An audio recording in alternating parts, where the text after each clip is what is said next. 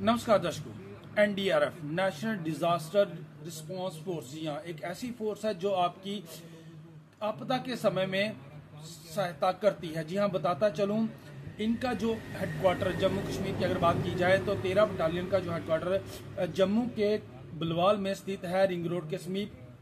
उनके द्वारा आज एक विशेष प्रोग्राम का आयोजन किया गया जिसमें कि जनता को जागरूक किया गया कि किस प्रकार से हम जो है लोगों की अगर किसी भी प्रकार की ऐसी आपदा आ जाए तो जब तक एनडीआरएफ की टीम उस स्पॉट पर पहुंचती है तो उससे पहले हम किस प्रकार से लोगों की सहायता मदद कर सकते हैं जिससे कि किसी की जान बचाई जा सके। उसी उपलक्ष्य में अगर बात की जाए तो आज एनडीआरएफ के डिप्टी कमांडेंट 13 बटालियन के उत्तम सिंह, उसके बाद सब इंस्पेक्टर बचन लाल, एएसआई अजय और उनकी जो टीम थी, उन्होंने विशेष रूप से एक लोगों को जागरूक करने के लिए एक प्रोग्राम जो था वह करवांडा बलवाल में रखा, जहां पर कि उन्होंने लोगों को जो मुश्किल घड़ी में आप किस प्रकार से लोगों की सहायता कर सकते हैं और किस तरीके से कर सकते हैं उसके प्रति लोगों को एक डेमो के थ्रू जो है लोगों को समझाया। और आपदा का मतलब ये है कि जिस प्रकार से आप देखते हैं कहीं पे भूचाल आ जाता है,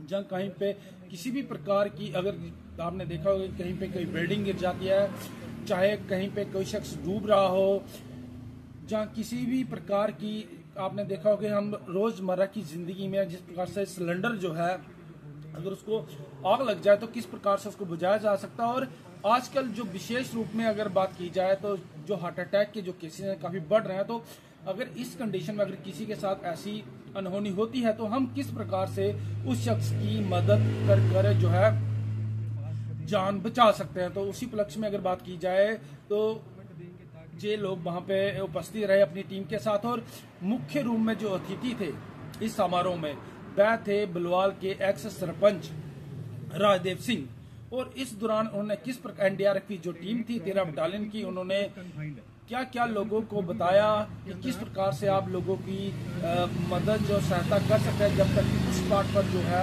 एनडीआरएफ की टीम पहुंचती है। देखिए हमारी इस विशेष रिपोर्ट में। ब्लैंकेट को ठीक पेशेंट के साथ में रखना है और पेशेंट को क्या करना है, आपने दोबारा टर्न करना है। अभी क्या हुआ, और ड्रैग करना है। ड्रैग मीन्स की खींचना आपने, ठीक है। विक्टिम का सबसे पहले आपने हेड को सेव करना है क्योंकि हेड जो है वो सबसे कोमल भाग होता है शरीर का, उसको बचाना आपने और धीरे धीरे ड्रैग करके जो डेंजर प्लेस है उससे बाहर निकालना है।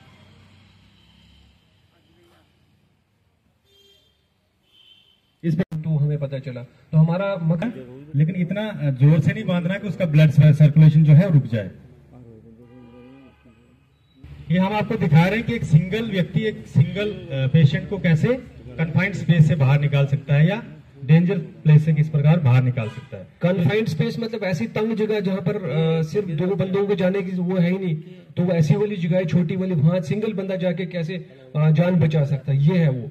आपके पास रुमाल जो कोई भी बेडशीट दुपट्टा जो भी है उससे कैसे बांध के और उसको फटाफट वहां से निकाल सकते हो आप एक आदमी जाके, क्योंकि हो सकता है वहां 2-4 आदमी जाने की जगह ना हो। पेशेंट को हाथ के ऊपर बिठा दिया इस प्रकार, अभी ले जाओ। अब इस प्रकार से आप क्या कर सकते हो, काफी दूर तक इसको कैरी कर सकते हो। मान लो आप किसी गांव से नीचे लेके आ रहे हो, रोड दूर है, तो आप आसानी से काफी दूर तक इसको लंबा कैरी कर सकते हो, ठीक है। तो सबसे पहले 2 पट्टियां हमने क्या कर दी, बांध दी इस प्रकार से, और आगे से जो घायल व्यक्ति उसके माथे से इसको क्या कर दिया, दोनों साइड से बांध दिया और फिर ऊपर से मतलब कैप टाइप की बनानी है। ये इससे क्या होगा कि इसके सिर में प्रेशर पड़ेगा, जो ब्लड निकल रहा है वो बंद हो जाएगा, उसका खून रुक जाएगा, तो हम उसको आराम से बचा सकते हैं। अगर खून बहता रहेगा, हमें ये छोटी छोटी चीजें मालूम नहीं होगी, तो मालूम इसीलिए हम बता रहे हैं स्टेबल कर देना है, निकालना नहीं है। सबसे पहले क्या करना है, हमने वही वॉन्ड को साफ करना है और 2 गॉज पीस लेने हैं,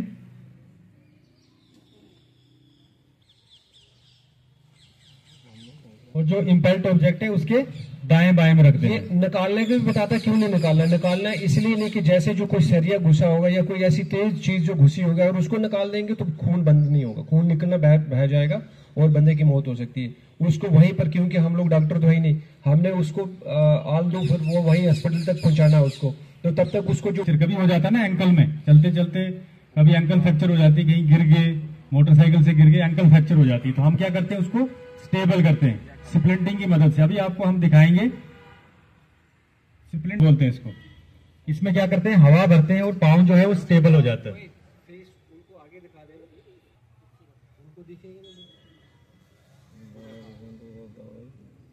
जैसे डॉक्टर करते हैं ना, हॉस्पिटल में जाने के बाद प्लास्टर कर देते हैं इसको, लेकिन आपने हॉस्पिटल अगर इनको पहुंचाना है तो ज्यादा नहीं हिलना चाहिए। हिलने से पेशेंट को क्या होगा, पेन होगा और हो सकता है इंजरी बढ़ जाए उसकी।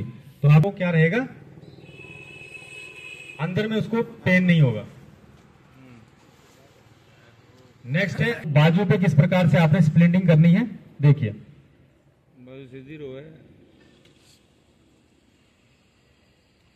दोनों स्प्लिंट जो है ऊपर,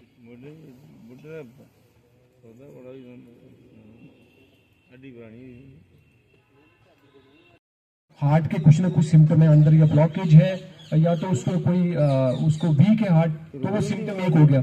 नेक्स्ट ये आपका गले में बाएं वाली साइड से यहाँ से यहाँ दर्द हो रहा, डॉक्टर को देखना, ये भी जब हार्ट वाले के पास जाएगा वो भी ये पूछता है कि आपको तो दर्द हो रहा है, मगर हम वो सोचते नहीं ये तो शायद मेरी नस मुड़ गई है इसलिए मेरे को दर्द हो रहा है। और नेक्स्ट जो आपको इंपॉर्टेंट चीज बताने वाला हूँ, जब भी सेंटर हार्ट के अगर यहाँ वाले पोर्शन के अगर बीच में आपको बहुत सीवियर पेन, मतलब सुई से चुभने वाली पेन हो रही, तो समझ लो हार्ट के पक्का है। इमीडिएटली आपको कार्डियो के पास, डॉक्टर के पास जाना चाहिए और अपने जितने टेस्ट वो बोलता है वो करवाना चाहिए। हॉस्पिटल नहीं पहुंचा सकते हैं तो उससे पहले क्या करना है, आप कोशिश कर सकते हैं निकालने की। तो बच्चे को इस प्रकार रखना है, रखने के बाद में इस प्रकार से रखना है, ये दोनों उंगली मुंह के इस प्रकार से रखनी है उसकी। सबको दिखाई दे रही? हाँ, दे रही। इससे क्या होगा कि उसका बच्चे का मुंह खुला रहेगा, मुंह खुला रहेगा। हार्ड सरफेस बनाना है, जैसे अपना थाई हो गया, हार्ड सरफेस और थोड़ा झुका हुआ। अब इसमें क्या करना है, हमने थ्रस्ट मारने हैं ऐसे और बाहर की साइड में, ये बाहर की साइड में, ये नहीं है कि अंदर की साइड में नहीं मारना। जैसे माँ दूध पिलाती है बच्चे को, तो कभी कभी दूध अटक जाता है तो वो पीठ में थपकी मारती है, पता किसी को नहीं है कि ये मारते किस लिए है, मगर वो रीत चली आ रही है बोल करके ना। अब बच्चे को क्या करना है, बाहर की साइड में निकालना है, 5 बार मार करके देखना है, फिर दोबारा से अगर मुंह में आ रहा है तो छोटे वाले फिंगर से स्वीप कर देना है। अगर निकल गया तो ठीक है, अगर नहीं निकलता है तो उसके बाद में यही कार्रवाई करते रहना। आपने एम्बुलेंस को कॉल कर देना। एम्बुलेंस का नंबर तो सब तकरीबन सबको पता होगा, 108। एम्बुलेंस आपके पास में आ जाएगी या फिर इसका चौकी निकल जाएगा। अगर नहीं निकलता है तो यही कार्रवाई जब तक आप करते रहना।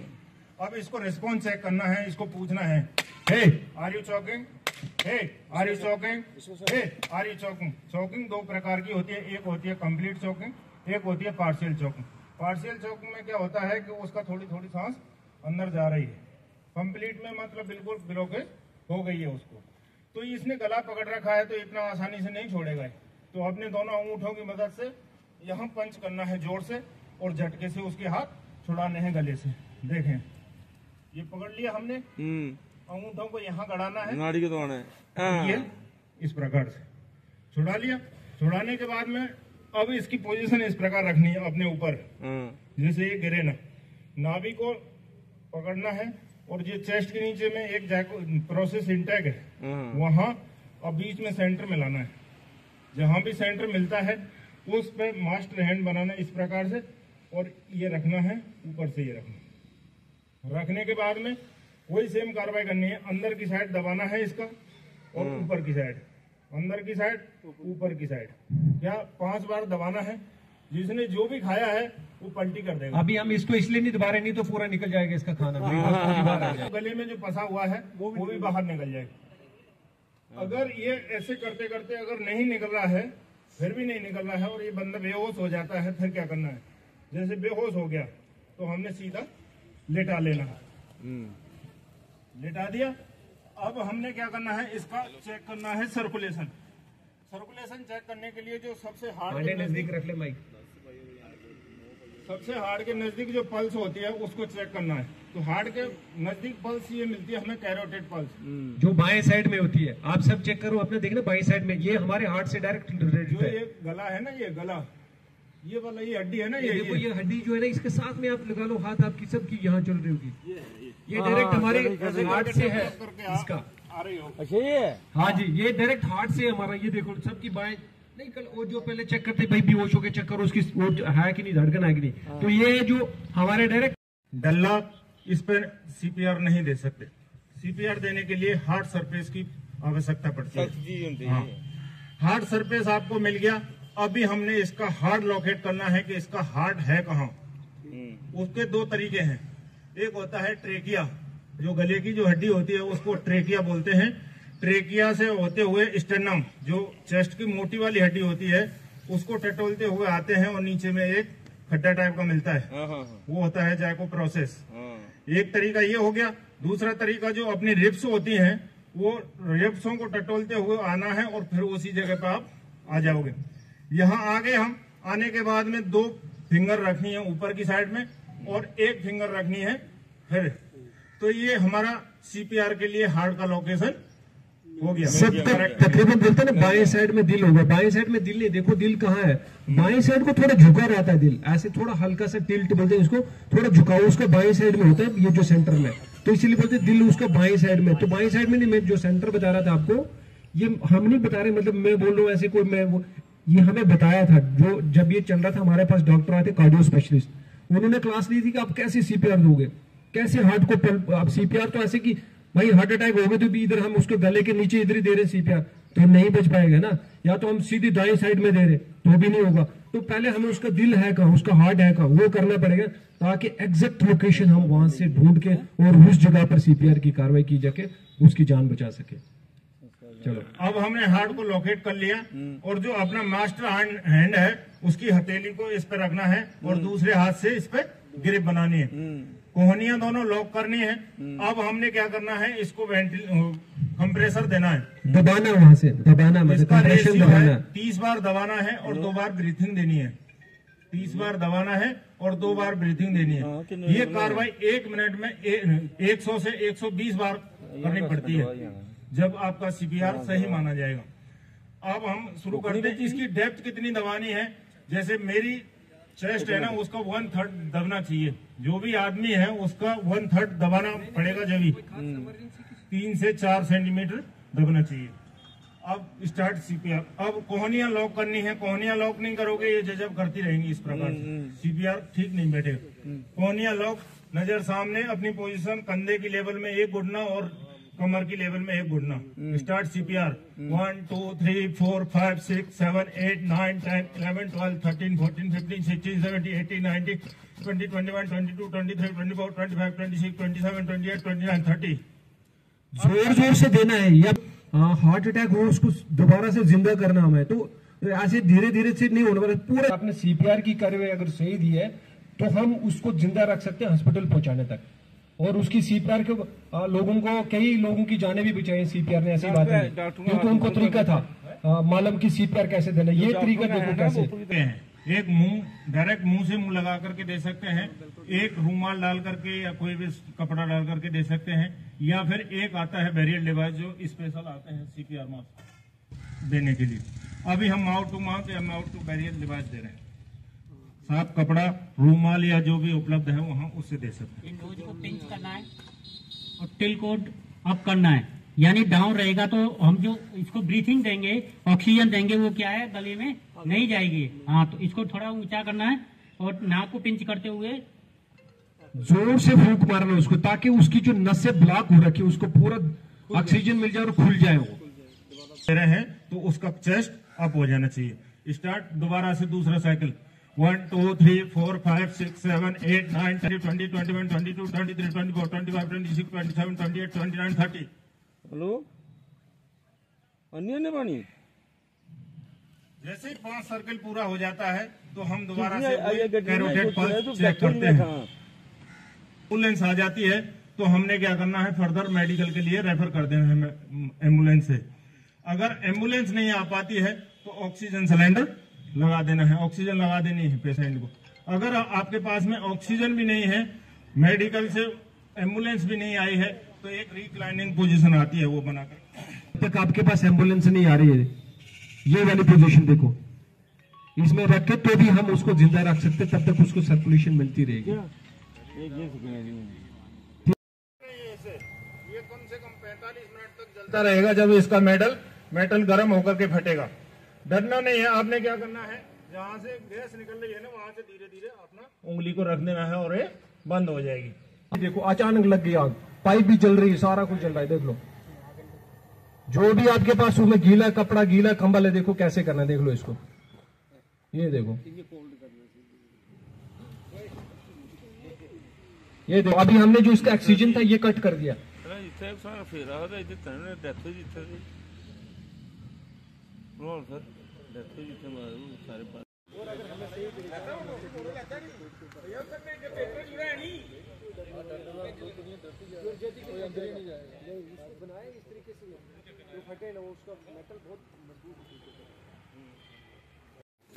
के दौरान जो भी बिल्डिंगें गिर जाती हैं उसमें हम काट करके रास्ता बना करके हम आगे की तरफ जो भी पेशेंट हैं फंसे हुए, इससे हम रास्ता बनाते हैं।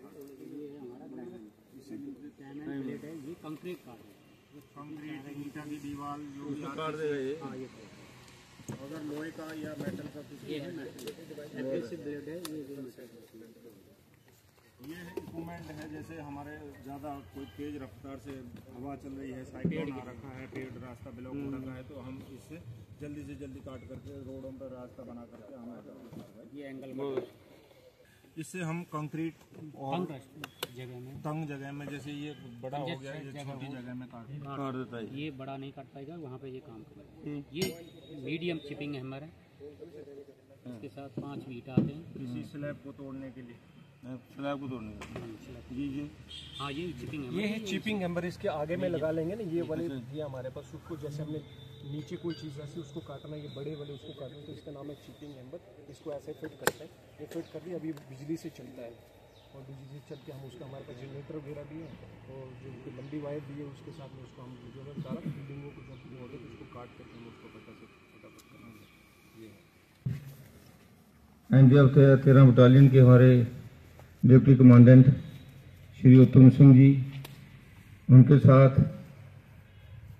Sub inspector Bachchan Lal ji, ASI Ajay ji, बाकी उनकी तमाम टीमों, खास करके हमारे गांव से आए हुए हमारे ठाकर फकीर सिंह जी, कुलदीप राज जी, जोगिंदर जी, प्रभदयाल जी और पीछे केशव शर्मा जी बैठे हैं, बाकी तमाम पापा शाम जी बैठे हैं, सभी को मेरी तरफ से जय हिंद जय भारत। आज मैं दिल की गहराइयों से, हमारी एनडीआरएफ की टीम है और खास करके हमारे बिल्कुल बगल में जो 13 बटालियन है जो जम्मू कश्मीर के अंदर ये पूरा काम करती है, और जितनी आपदा इलाके में आती है, जैसे पिछले दिन हमारा यहाँ का टोंडा गांव का एक लड़का जो हमारे दरिया में डूब गया, और उसके लिए आप यकीन मानेंगे इन्होंने इतनी मुशक्कत की, बाकी दूसरी टीमें बाहर से आई थी और इन्होंने पूरा साथ दिया और उसके लिए पूरी कोशिश की, लेकिन तब पानी बहुत ज़्यादा था तो ये वहाँ पे कामयाब नहीं हो सके। तो मैं समझता हूँ जितनी भी इन्होंने अभी टेक्निक्स यहाँ पे बताई हैं, तो खासकर चाहे सिलेंडर में आग कैसे लगी है तो कैसे उसको कंट्रोल करना है, पानी में डूबने वाली बताया है, बाकी CPR कैसे देना है, कोई मर रहा है, अटैक हो रहा है, बाकी तमाम जितनी भी जानकारी उन्होंने यहाँ पे दी हैं। तो अर्थ के एक जब भूचाल आता है तो उसके मैं समझता हूँ ये बेसिक चीज़ें जो होती हैं ये सीखने की जरूरत है। आज हमारे यहाँ पे ज़्यादा से ज़्यादा क्या हो रहा है, हार्ट अटैक आ रहे हैं, तो हार्ट अटैक में हमें सबसे पहले हमें यही नहीं पता, हमने बेसिक सबसे पहले उसको क्या हमने फर्स्ट एड देनी है। तो किसी जंगल में आता है, किसी खेत में आता है, तो उसके लिए हमने क्या करना है, तो इससे वजह से हमारे कई लोगों की जानें चली जाती हैं। पिछले दिन हमारा यहाँ का नौजवान साथी जो जम्मू से मोटरसाइकिल पे आ रहा था तो वो एक्सीडेंट हुआ, तो वो बेचारा अकेला था, इसने टक्कर लगाई, वो गिर गया। आप यकीन मानेंगे अगर कोई वहाँ पे कोई दिमागी बंदा होता है या कोई सोच वाला बंदा होता है तो उसको कम से कम वो CPR देता तो बंदा बच जाता। तो उसका वो बिल्कुल ये चेस्ट उसकी बिल्कुल ऐसी टक्कर लगी तो बिल्कुल जो पीछे दब गई थी, तो उसका हार्ट भी ऐसे हो गया था। तो ऐसे 2-4 बार करता, लेकिन नौजवान बच्चा हमारा चला गया। इसमें ये टेक्निक्स आज हमें जरूरत है कि एनडीआरएफ जो हमें सिखाना चाहती है, एनडीआरएफ जो इन्होंने जैसे अवेयरनेस कैंप यहाँ पे लगाया है, तो हमारा दायित्व बनता है कि गाँव का कि जितने हमारे नौजवान साथी बुजुर्ग तमाम लोग जहाँ पे आएंगे वो टेक्निक्स यहाँ पे सीखें और अपने गाँव में इसको डिस्ट्रीब्यूट करें। आज जो भी जहाँ भी जितने भी लोग अपने कमांडेंट साहब जहाँ पे बैठे थे, मैं समझता हूँ ये एक इसके पीछे बहुत सारे लोग हैं, ये सारे हमारे नेतागण लोग जहाँ पे बैठे थे, तो ये छोटे मोटे लोग नहीं हैं। ये आपकी टेक्निक्स हर घर में पहुंचेगी। हमारे मीडिया, हमारे सुनील शर्मा जी हैं, ये हमारे इलाके का पूरी कवरिंग करते हैं। सुनील शर्मा एक एक चीज हमारे इलाके की ये ईच एंड एवरीथिंग लोगों में डिलीवर करते हैं। अब हमारे मीडिया बंधु जो सुनील शर्मा जी हैं, तो मैं समझते ये टेक्निक्स आपकी आज ही चल जाएंगी, लेकिन फिर भी हमारा दायित्व बनता है कि इलाके से ज्यादा लोग जहाँ पे आए, नौजवान साथी हमारे यहाँ पे आए, जो भी एनडीआरएफ की टेक्निक्स हैं। वैसे भी कोई भी इलाके में कोई कार्यक्रम होता है, कोई सेंटर स्पॉन्सर स्कीम आती है, कोई स्टेट स्पॉन्सर स्कीम आती है, उसके लिए हमने पूरा योगदान जहाँ पे देना चाहिए। मैं समझता हूँ जितने भी पंचायती राज इंस्टीट्यूट में लोग हैं, तो उन्होंने घर में नहीं बैठना चाहिए, उन्होंने इलाके के अंदर आना चाहिए, लोगों को साथ लेके आना चाहिए, ताकि लोग पूरी टेक्निक सीख रखेंगे जो अपने इलाके बचा से अपने इलाके डेवलपमेंट कर सकते। Thank you. एक बार फिर देखिए ग्राहियों से आपकी जितनी टीम, आपने हमेशा हमें पूरा कोऑपरेट किया। जब भी आपको बुलाया आपने अपनी टेक्निक दिखाई। आप पिछले दिन आपने इस पानी के अंदर जहाँ में पूरी टेक्निक दिखाई थी, पिछले दिन आप ऊपर हमारे अगवानी पांड वहां पे भी आप गए थे। तो मैं समझता हूँ आज सबसे हमें खुशी की बात यह है कि 13 बटालियन, जैसे हमारे कमांडेंट साहब ने बताया, ये कहाँ है, बिल्कुल रिंग रोड पे इनका ऑफिस है। तो मैं समझता हूँ हमारे बिल्कुल पास है। खास के बुलवाल में कोई भी आपदा आती है, कोई भी हमारे लिए कोई मुश्किल आती है, तो हम पूरी तौर पर इनके पास जा सकते हैं, तो इनकी पूरी मदद ले सकते हैं। Thank you so much. आप बार बार ऐसे टीम्स लेकर इलाके के अंदर आए ताकि हम आपका यहाँ पे गुणगान करें। Thank you so much.